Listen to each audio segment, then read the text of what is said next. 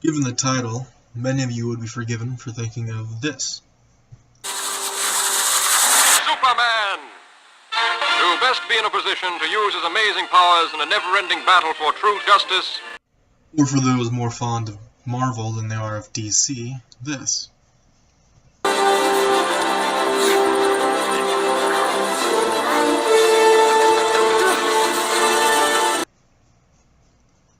I don't think that these two heroes embody the greatest hero of America quite as much as the next hero I'm going to talk about and the one who is the focal point of this piece.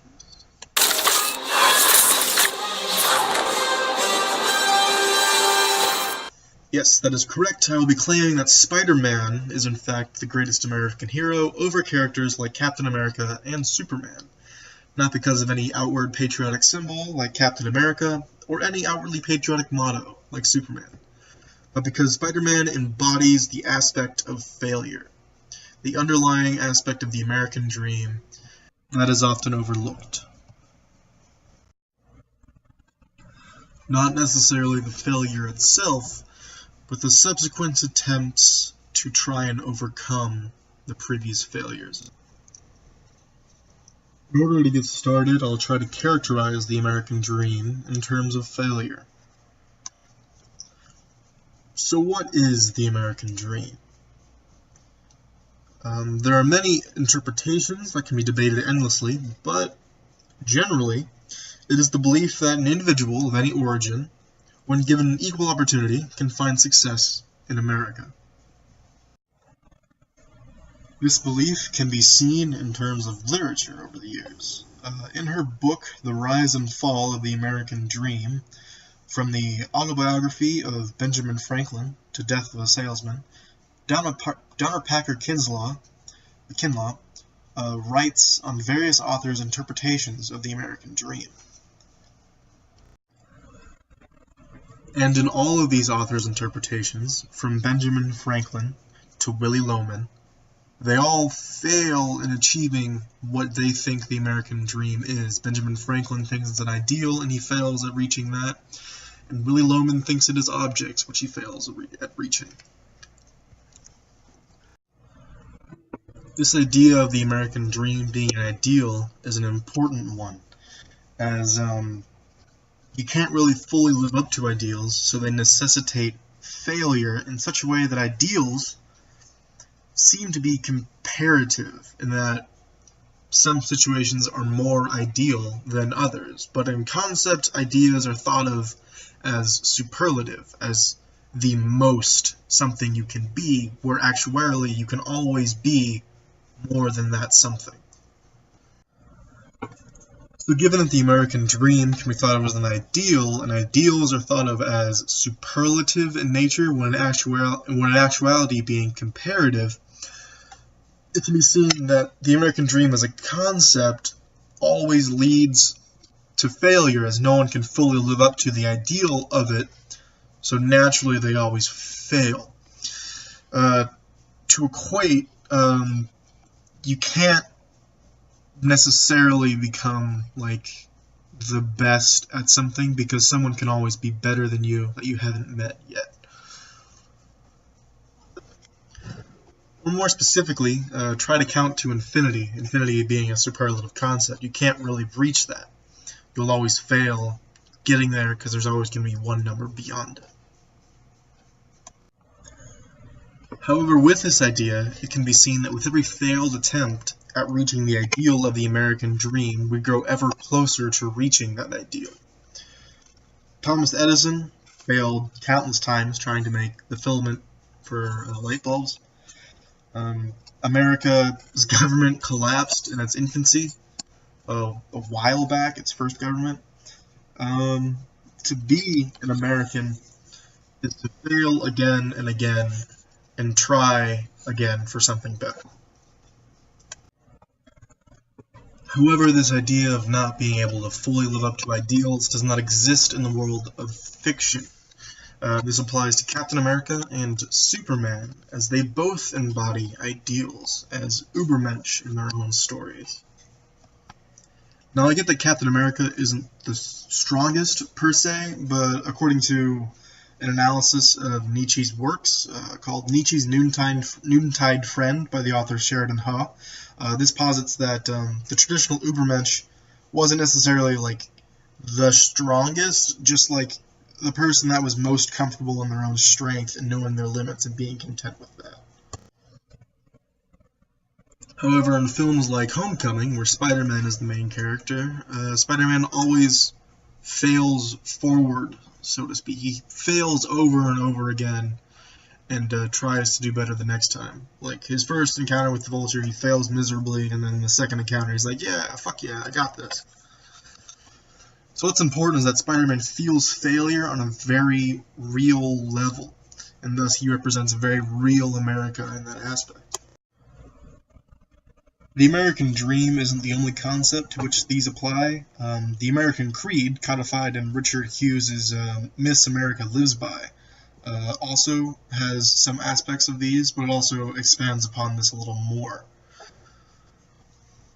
In that, the same ideas that apply to the creed can also apply to the American dream, because they're so closely interrelated with each other. As the American creed is like the idea that all men are equal and should be guaranteed equal rights. So early on in Hughes' text, he says that there are two harmful ways of viewing the creed, and in our case, subsequently the dream. The first being complete faith in, and the second being complete rejection of the myth of the American creed or American dream.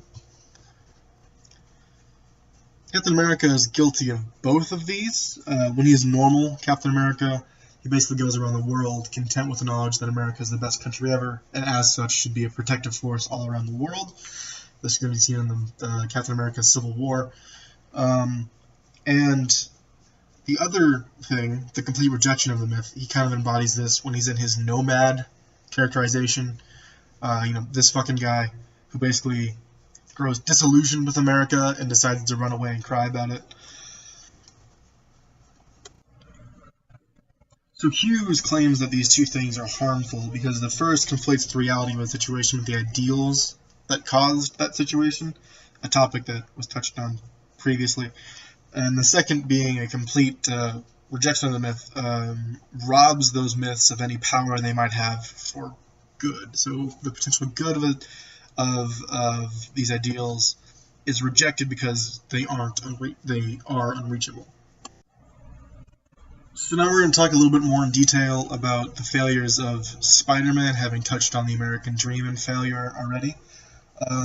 It's basically the core aspect of Spider-Man that makes him more American than Captain America or Superman, as said earlier, is his capacity for failure. There are so many failures on the part of Spider-Man over the years. The deaths of Uncle Ben, Gwen Stacy, Captain Stacy, etc. Like, he fails to maintain a healthy work-life balance with him and MJ. He fails to be loved by the city he protects in the case of J. Jonah Jameson. And so no story captures this better, in my opinion, than the very recent movie Spider-Man Into the Spider-Verse, because that kind of encapsulates everything that Spider-Man is about. The movie starts with a damn near perfect Peter Parker. He has a great relationship with MJ. He captures all the villains, no problem. He seems immune to failure, like Captain America and Superman. However, he is soon killed off, and in his place steps up Miles Morales, a kid who fails to talk to girls, fails to save his uncle the Prowler, and fails expectations placed on him. And then there's also a new Peter Parker coming into the picture who is fat, having relationship problems, and is generally failing to cope with his situation in an alternate reality. And then you have Spider-Gwen, a character who at the very least failed to save her universe's version of Peter Parker. And so basically, this movie starts off with an infallible Spider-Man and kills him in favor of flawed Spider-Man and Gwen. Because the Spider-Man isn't inherently relatable. At that point, he's basically Superman or Captain America. An ideal rather than the reality. This idea of Spider-Man and failure is not a novel concept, by the way. In Ben Saunders' book, To the Gods Wear Capes, the author writes on the platform of Spider-Man moving from one failure to the next as an integral part of his character. The sense of failure and guilt is what defines Spider-Man to him, and presumably to many others. Here's another key point that I have forgotten up until recently, but Into the Spider-Verse also shows another aspect of Spider-Man that makes him more applicable to America than Captain America or Superman, and that aspect is that Spider-Man can be a white kid from Queens, or it can be an Afro-Latino kid going to like a fancy-ass school. This is because Spider-Man isn't defined by Peter Parker the same way that Superman is defined by Clark Kent, and Captain America is defined by Steve Rogers. Another way that Spider-Man failure in America can go together is through the lens of the penal system. In America, Spider-Man can kind of be seen as an extension of that in the way that he treats his villains. He's always sending them to jail, they always get out of jail, and they go right back to jail. They don't really become reintegrated into society. They have a high level of recidivism, which is something that we also have in America. This can be seen in Michael J. Lynch's book, Big Prisons, Big Dreams, Crime, and the Failure of America's Penal System. To summarize, both Spider-Man and the American penal system want to stop crimes from happening and reintegrate criminals into society. However, in their attempts to do so, they only worsen the problem. To get back to Superman and Captain America, for a bit, they do embody some aspects of America, her strongman, take-charge persona that is the stereotypical image of America abroad. They basically exhibit unparalleled aggression towards others and an attitude that can be described as patronizingly protective. So first off, there's Captain America, who embodies this aggressive nature of America's foreign policy. He travels to other countries, dressed up like America, and punches problems really hard. This is brought to him in Captain America's Civil War. He takes this badly and decides to reject the myth of the American dream entirely, which brings about his nomad phase that can be seen in Infinity War.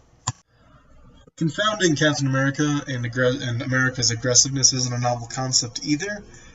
This can be seen in Robert Jewett's book called The Captain America Complex. He argues that this aggressiveness and nationalistic zeal is from a bygone era of that America, and that prophetic realism is marked by the pull of the future. This prophetic realism is represented by Spider-Man, the new kid on the block, staying a friendly neighborhood Spider-Man, only expressing his aggression outward when the situation truly depends on it. A more nuanced and more accurate version of Americans. Superman is the image of the patronizingly protective version of America that some hold. He's bulletproof and capable of failure, which is to some extent the outward image of America. However, this image fails to capture the cracks in the facade that make up the interior of America, such as the growing partisanship marked by a Pew Research survey conducted in 2017, which basically says that partisanship is on the rise. Superman doesn't experience this inward struggle. However, Spider-Man does. Outwardly, he is confident, cracking jokes at supervillains, but inwardly he's racked with guilt and self-doubt, much like America. For a brief counter-argument, some might say that Superman is still the quintessential hero because he's an immigrant who came to America, lived in a small town, rose through the ranks to become the greatest superhero, to which I would say that, as stated before, Spider-Man can be anyone, including an immigrant, and that this image of small-town America being the only America is no longer the case. It's representative of an older American culture. As seen in this map here, this population map here. So basically, now cities are more representative of America. Cities like New York, where Spider-Man comes from.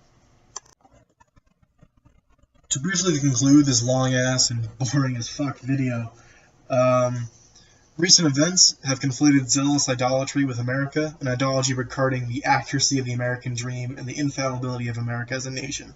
This zeal is characterized by the two classic American heroes, Superman with his truth, justice, the American way, and Captain America, whose name is Captain Goddamn America.